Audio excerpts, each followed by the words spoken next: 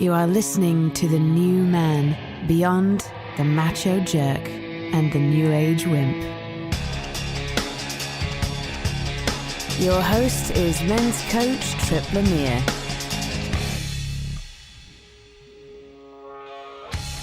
Are you settling for aches, pains, or low energy?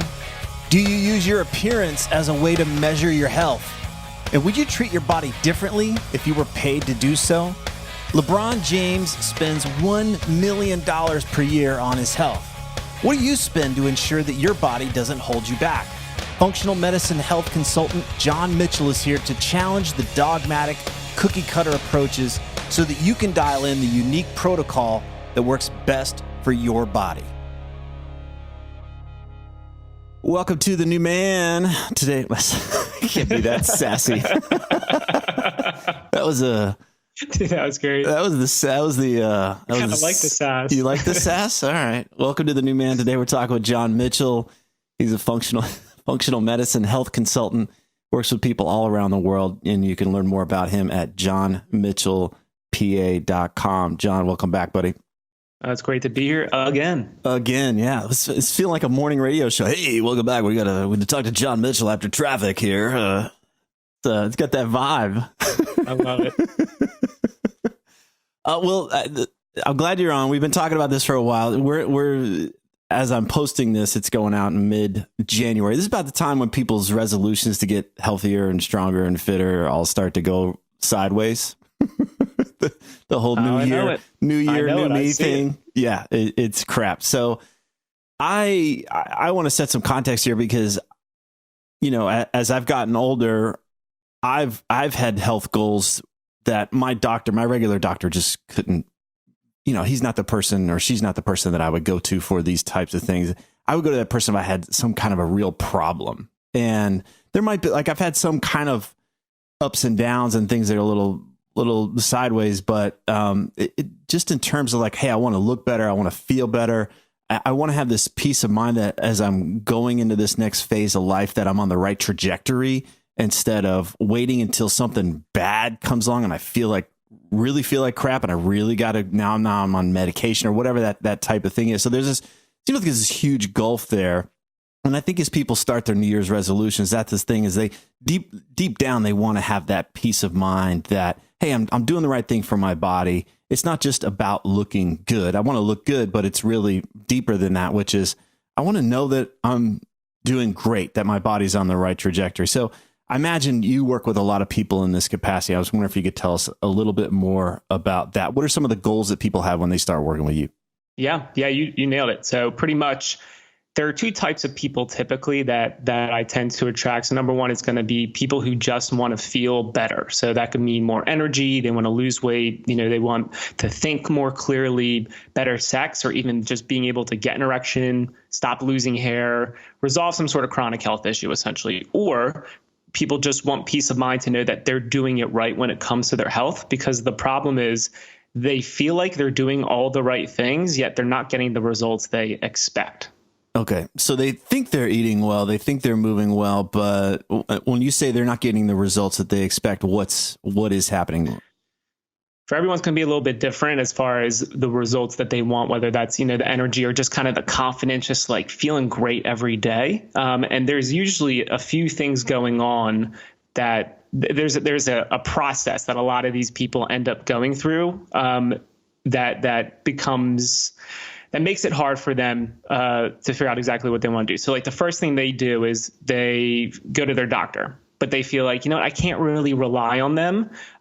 These people are good. Like you said, if I'm acutely ill, if I have an infection, I have a broken bone, that I'm going to go to a doctor. They're great. But sure. if you have something else wrong, you're just like, you know what?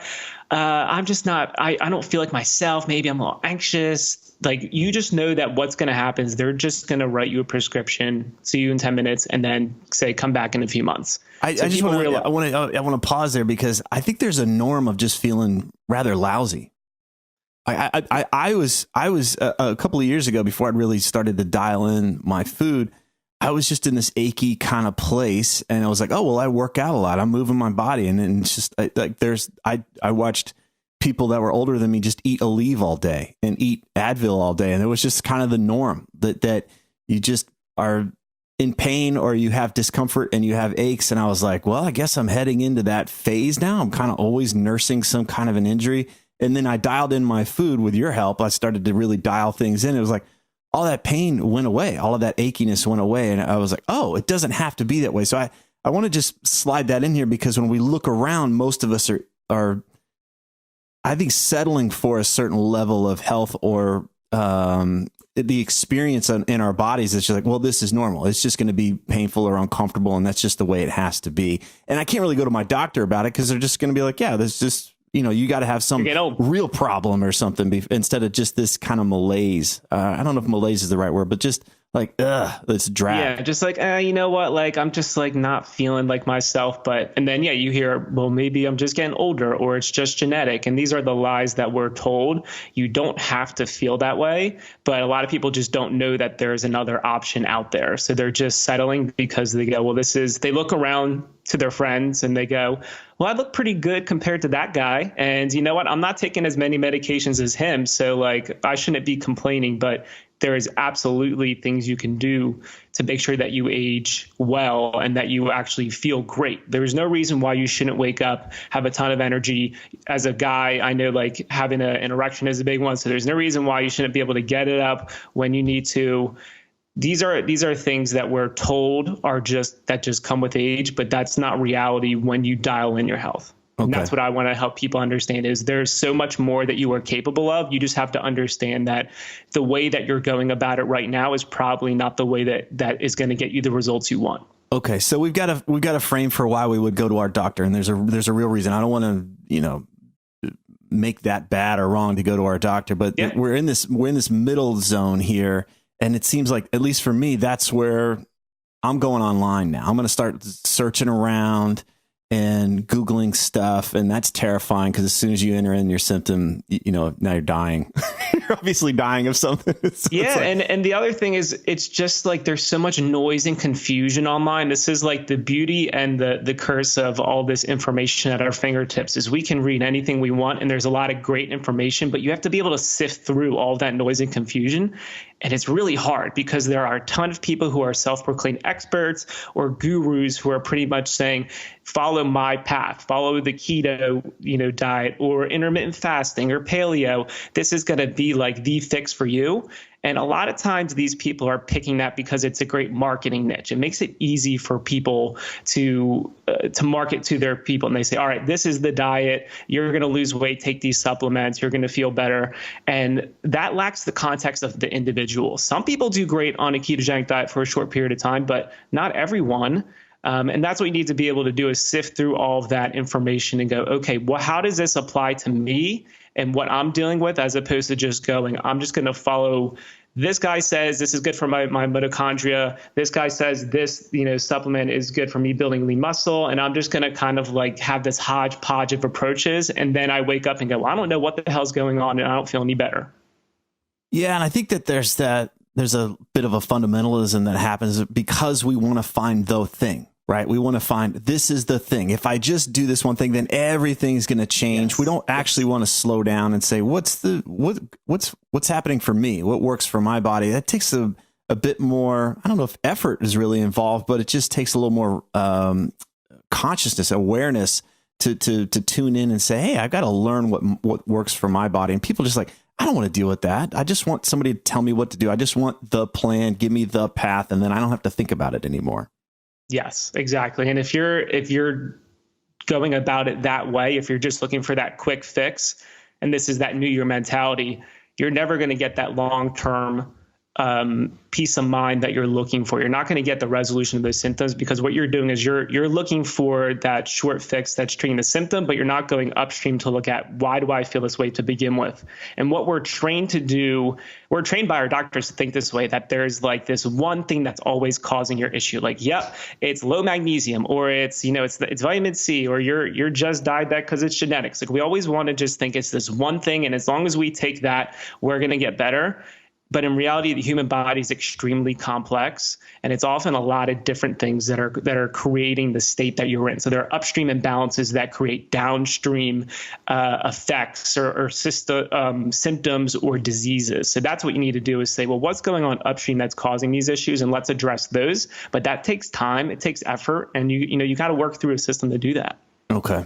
Well, I've worked with some folks. I've been fortunate enough to be connected to some really interesting people that approach health in an unconventional way. But the thing that always bothered me was that I would go in there and it was here's the answer. It's $17,000 worth of supplements or something. Yes. It was like I would walk out with a crate full of pills. I don't really do well with a bunch of pills. That for me, it doesn't work well for my body. I actually tend to feel worse when I'm dumping these supplements into my body. So tell me a little bit more about what's going on there. We have a joke where we talk about holistic providers where they just give you a whole list of supplements. And that happens with a lot of people. And it's a shame because these people are well educated. A lot of them are like former medical doctors who now do like a more integrated functional approach, but they take with them that medical mindset of like a pill for an ill type of thing. And again, that's just most of the time treating symptoms. It's not really getting to the root of it. And I remember I had my one client recently, he sent me an email and said, this approach is not working for me. And it was literally a picture of like 40 supplement bottles that he had acquired over like 2 to 3 year period. He'd worked with a few different people and was following a bunch of biohackers online. And through our time together, just like the first month, he's like, I feel so much better and more calm than I have in like the past 2 years, because we've just kind of we've sifted through all that noise and confusion and said, this is what you need and this is why. It's not like that all supplements are bad. There are some great ones out there, but it's about figuring out what you specifically need and not just going to someone who's going to order a ton of tests, sell you a bunch of supplements, and then say, I'll see you in 2 months, which is what's happening. Okay. That's why a lot of us we don't have this peace of mind. It's why we don't have the results that we want. It's why we fall off and then, we say, hey, this is it. I'm going to get in shape, or I'm going to start to feel better. And then we fall off and then we feel even worse, at least mentally, because it's like, man, I really want to take care of this, but I don't really want to go about it. So I would like to hear from you how we could go about and kind of course correct this so that we don't fall into these extremes that you're describing. Yeah. So I always look at it with 4 pillars. So this is pretty much my approach and how I look at things. And we're taking a strategies approach versus tactics. Tactics are just like the things that you do, and strategy is why you do it. So this is why we Hold on, I want to understand that a little better. So explain that again. Tactics are what you do. So a ketogenic diet or intermittent fasting is a tactic.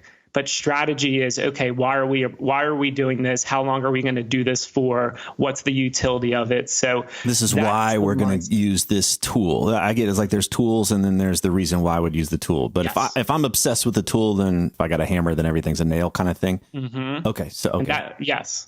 So pillar number 1 is a part of these strategies is you need to recognize you are a category of 1, that you're a unique person from everybody else. You have a unique upbringing, lifestyle, genetics, environment, nutrition, and all those different things are going to inform your current state of wellness or sickness. So this is why cookie cutter approaches like different diets don't work for everyone. If there was one superior diet to everyone else, everyone would be doing great. We wouldn't have a million diet books. So this is how you know that you need to recognize you're a category of 1. And I'll give you a good example of 2 different clients. So one I've told you about before was this guy was a diabetic, type 2 diabetic. So type 2 is what you develop later on in life typically. And he wanted to he didn't want to go on any diabetic medication. And his doctors just kept telling him, you need to be on this medication. It's genetic. There's nothing you can do about it, blah, blah, blah. He had a clean diet, was eating like a paleo type diet, was exercising an hour a day, blood sugar still all over the place. When we looked at his labs, he was getting exposure to a bunch of environmental toxins that were damaging his pancreas, which your pancreas is what produces insulin that helps regulate your blood sugar. That was the reason that was causing this guy's diabetes. It wasn't because he wasn't eating well, it wasn't because he wasn't exercising or that it was genetic. It was because of this environmental exposure. And on the other end of the spectrum, I have a client who I'm working with right now who did cure his type 2 diabetes by doing a ketogenic diet, intermittent fasting. But again, after about a year or two, he goes, that stopped working for me. I stopped feeling so great. I wasn't confident in my approach. So this is why you need to recognize that you are category of one and that the approach that you take needs to be tailored to you. So every plan that if you work with somebody, all those plans should be bespoke. It should be catered to your lifestyle, your environment, your nutrition, your mindset, because that's when we're going to give you exactly what you need and not just some cookie cutter approach. I think that's cool. And then it's also that it leave room that it's going to change. It's not set it and forget it. It's like anything else in life that we keep coming back to it and saying, all right, how am I feeling now? Instead of, well, this is what I decided a year ago, and this is what I do from here on out. That we're always checking in, and we're always course correcting and adjusting based on how our bodies change. Yeah. Which sounds like a pain in the ass if you're the guy that just wants to go get a pill and be done with it. It sounds like a pain in the ass if you're the guy that just wants to be set it and forget it. But I like to think that most of the guys that are listening right now are more like professional athletes than kind of the sheep, right? That they wouldn't just, a professional athlete doesn't just go to a regular doctor. He's got a specific doctor that's going to help him function at a very high level. And I want to open the door here that's the thinking we're bringing here, is that if we want to have, our mind to be sharp and clear, and we're not dragging our ass along, either emotionally or mentally just kind of out of it, or just like we're struggling with pain, then we've got to think a little differently about our body, that our body's the vessel for that work that we do. So I think it's important to make that distinction here, that we've got to get out of set it and forget it, and we've got to get out of a pill or the silver bullet's going to be the thing that solves all the problems. We're done. Yeah, so you brought up a few really good points. The number one is that's my big why with this is health is not the means to an end. It is the vehicle. Your health is a vehicle to help you achieve what you want in life. So my goal is to help people live a life where they go like, hell yeah, at the end of it. Like, I want you to live a great life, and your health is just the vehicle to do that. Like, I don't care about people who all they want to do is be healthy just for health's sake, just because they want to make it to 120 because they said they made it to 120. I want you to live life on your terms and to do what would make you feel great. And I want to help you achieve the health that lets you get there. That's kind of the goal. Okay. I sidetracked you there, but I could hear, as you were describing that category of one stuff, I could hear that guy, I hear that voice in me just like, oh, this is a pain in the ass. And I was like, well, dig deeper. Like, why are you doing this? Why does it matter? And when you get in touch with that, then you realize it's really not that much of a pain in the ass. What's a pain in the ass is being on your back because you're sick, or dragging through the day, relying on medication or whatever, because you haven't figured out a thing that might be just as simple as that environmental piece to clean that up and get yourself running at a high level. Yeah, and that's really my issue with the people who are dogmatic about certain diets is they don't take that into account, that like, depending on so many things, your requirements for certain nutrients and just your lifestyle can change. Like, it could be, you're pregnant, or maybe you're training for a marathon, or you're just under a ton of stress right now, or it's a different type of season. Like, all these things are going to affect your nutritional requirements. So to think that it's going to be static for your lifetime doesn't make any sense. And this is why people don't get consistent results, because they're constantly like, they're not tailoring it to the person. And that's what you need to do. Okay. All right. Yeah. So this first pillar, come back, recognize that you're a category of one instead of, there's a one size fits all approach to things. What's next?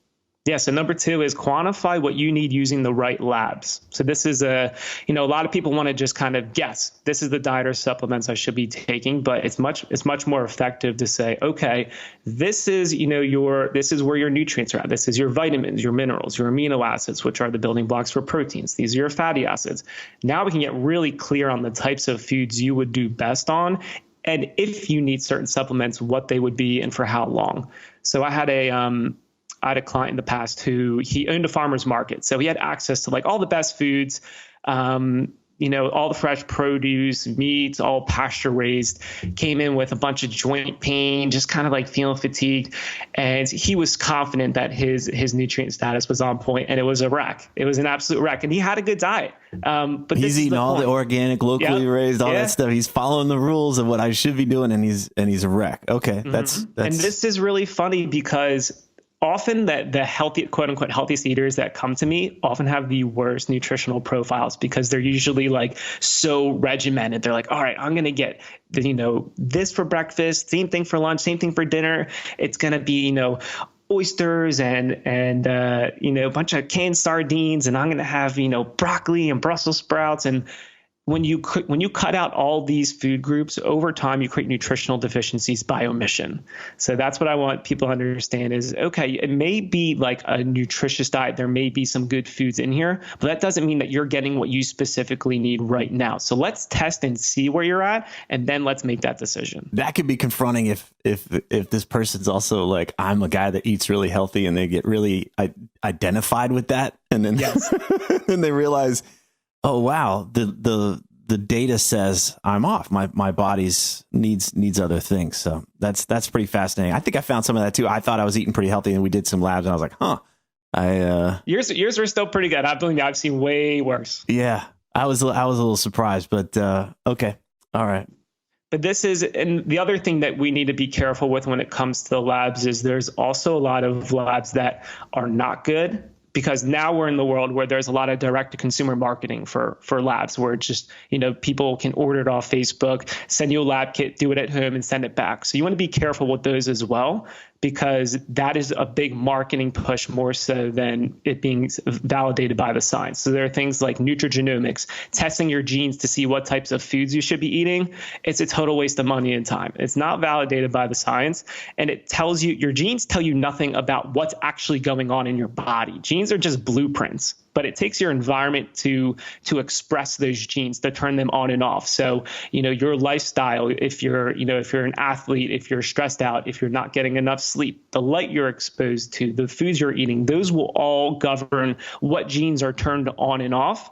But just by looking at those genes, you can't go, yep, you should be eating a lot more meat, or no, you should be eating a lot more carbs. It doesn't work that way. Okay. So it's not just getting labs, it's getting the right labs. And I've spent thousands of dollars on shit labs. I will say that. I've unfortunately fallen prey to like, hey, this sounds amazing. I'll do that. And it's tough to sift through all that information out there. And that's what I love showing people. And sometimes there are great tests that I'm like, you just don't need it right now. It's a good test. It will show us some information, but it's not going to move the needle. Okay. So that brings me to pillar number 3, which is you need to work within a framework. So using the right order of operations.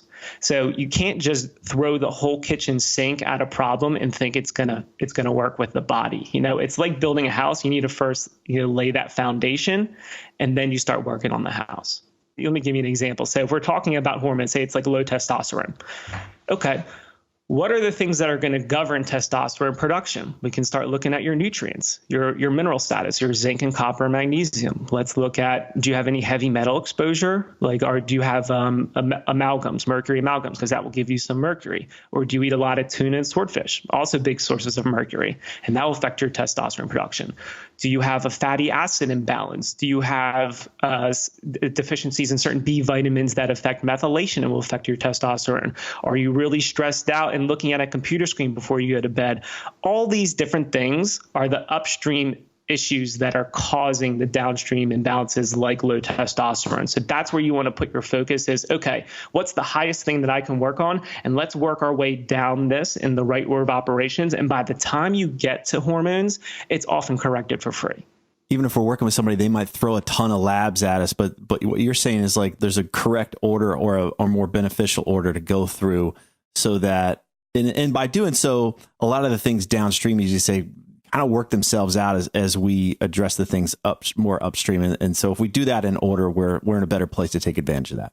100%. So yeah, always look at disease is like a downstream result of upstream imbalances. So when you fix those things, and it's different for every person. For one person, it's like when we talked about with the diabetes. For one person, it was environmental toxins. For another person, it was diet and exercise mostly. So for each person, you could have the same disease, but it can be a result of different imbalances in your body. So the goal is let's identify all of those things and correct them, as opposed to just trying to attack the low testosterone or whatever the disease state is.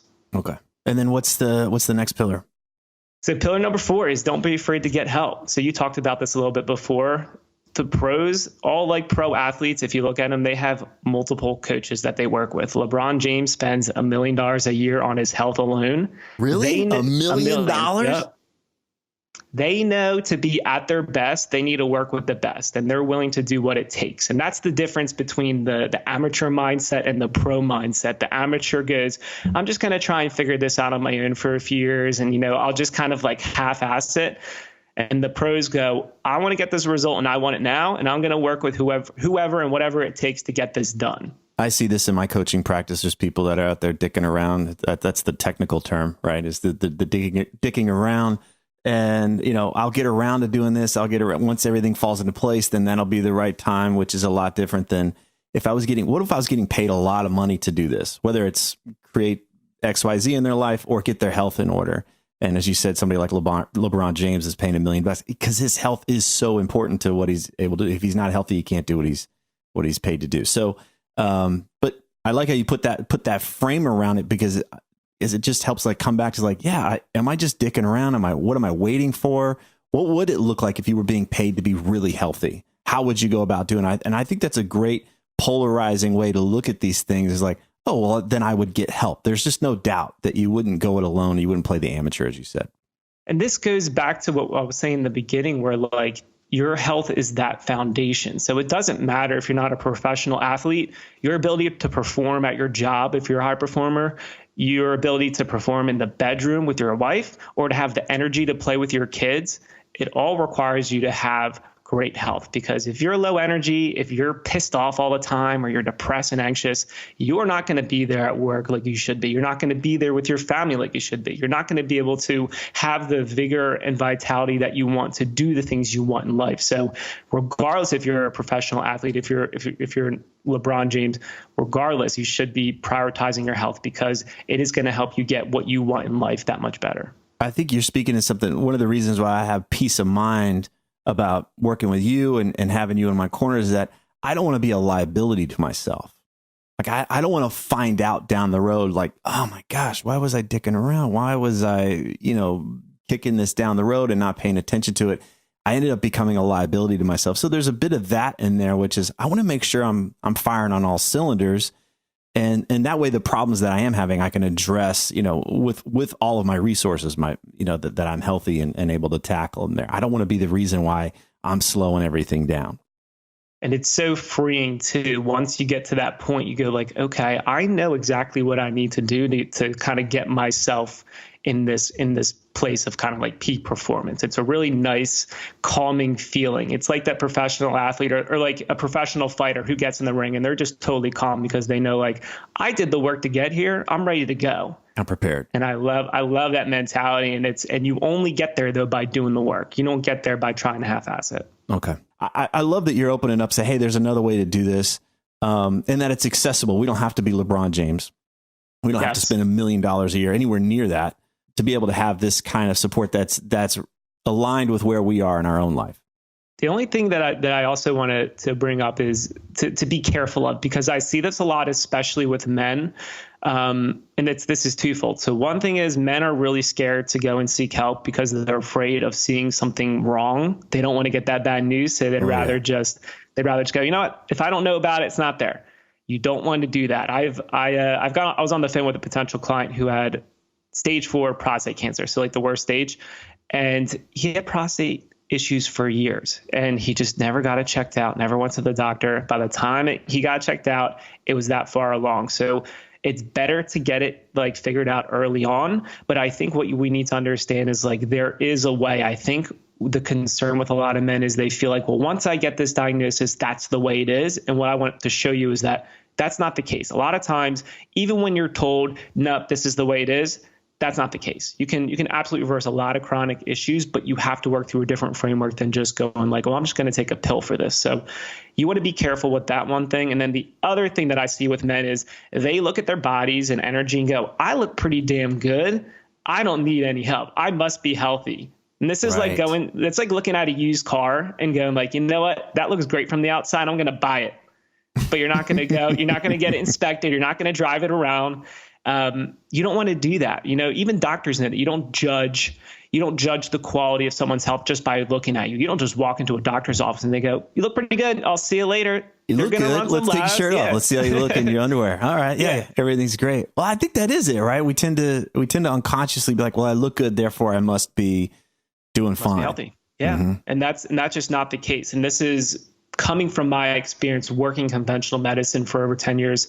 I've seen this. I've seen so many people come into the hospital who look good, who are a marathoner or a lifter, and they have some significant health issue. They have a heart attack. They die from something. And this is the thing, is you need to understand that just because you look great doesn't necessarily mean that your health is on point. There's more to it than that. A good example of this is Charles Poliquin. You ever heard of him? I don't think so.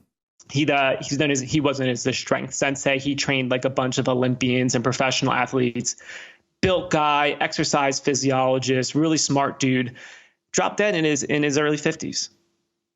So you look at him and you go, this guy looks great. He's going to live till 100, but he didn't. And that's the thing, is like, we can't just look at the human body and say, you look great from the outside. That means you're going to do well. That means like you're going to live forever. It's just not the case. Yeah. I can think, as we're just talking here, I know of people, and I knew people personally that were like, take their shirt off. You're like, oh my God, that guy's like ripped and jacked and all that kind of stuff. And then like one had serious chronic disease and couldn't figure it out. And then another guy found out he had stage 4 kind of cancer. It doesn't mean that. I just want to underline that point, that how we looked is not the indicator for our level of health. Yeah. And I don't want to go the opposite ends either, where people will just go, well, I'm just going to throw in the towel then, and, just say, well, what good is it? If this guy got sick and he looks great, then what's the point? The point is that just because he looks great. Yeah, exactly. I have a family friend who says that. He's like, I don't want to be the healthiest corpse in the graveyard.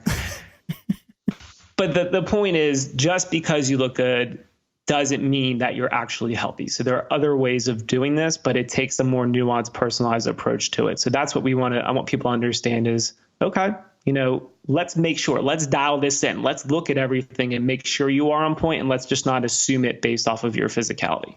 Great. So you work virtually, which is great for guys like me who don't have somebody in their backyard that can help them with this. Give me a little insight into what that process looks like to work virtually with you.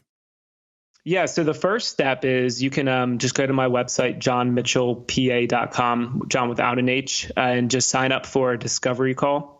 So there's a little button that says consultation, and it's a free, non-awkward, non-pressure 20-minute call where we just go and feel each other out and see, are we a good fit or not? Does this seem like something that we want to pursue? And then from there, my first step is we always do like a very long hour and a half case review, because it just takes time to really get to know someone. So I want to make sure that I can understand where people are coming from, what they specifically need, and how we would approach it. And then we can decide whether we want to work together or not. And everything we do is bespoke. It's personalized to you. So there's no cookie cutter plan or program. It's going to be catered to your goals, your needs, and what you specifically need. Excellent. I like that it's also low commitment level, right? It's like you're not asking right off the bat, like it's going to be this big, arduous, huge investment, that there's a way to ease into it. Because I think that's one of the easy things. Like you said, if I'm scared to ask for help, if I'm scared because I don't want to have bad news, if I just want to live in my little cloud bubble, you're making it as easy as possible for guys to wade in and give this a try and ease into the process. I found that is a good way for some people who just kind of want to get a look under the hood, essentially, and get some clarity without having to do a full-fledged program. It's a great way for them just to get that, to put them in the right direction without having to have a huge investment. Yeah. For somebody like me, where I'm feeling really good most of the time, there's always a little thing like, well, is this, I just love being able to check in with you and be like, hey, let's run through some stuff and get an update on some things. I don't want to wait until there's a big problem, So I love being that's the part that gives me peace of mind, is that you're willing to work with me at whatever level, my challenge may be. 100%.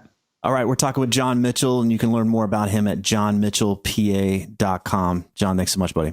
Thank you.